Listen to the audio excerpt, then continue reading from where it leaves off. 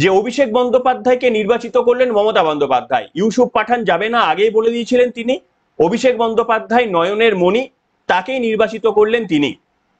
কিন্তু দেখুন, পশ্চিমবঙ্গবাসীর সম্ভবত আপনাদের কি এটাতে সম্মতি রয়েছে? অভিষেক বন্দ্যোপাধ্যায় কি কখনো দেশের মুখ হতে পারেন?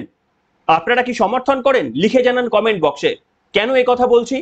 অভিষেক বন্দ্যোপাধ্যায়কে দীর্ঘ দিন ধরে জেরার সম্মুখীন হতে হয়েছে, তার বিরুদ্ধে ভুরি ভুরি অভিযোগ রয়েছে। এহেন অভিষেক বন্দ্যোপাধ্যায় এবং লিপস অ্যান্ড বাউন্স সংস্থার ডিরেক্টর বা প্রাক্তন ডিরেক্টর কিছু একটা হবেন, সিইও বা সিটিও কিছু একটা হবেন, তিনি, তার বিরুদ্ধে ভুরি ভুরি অভিযোগ রয়েছে, তদন্ত এখনো চলছে। এই রকম একজন দুর্নীতিতে নাম জড়িয়ে পড়া একজন সাংসদকে ভারতের মহিমান্বিত এবং পাকিস্তানের বিরুদ্ধে কথা বলার জন্য মমতা বন্দ্যোপাধ্যায় নির্বাচিত করতে পারেন, হয়তো আমাদের দেশের কিছু করার থাকবে না।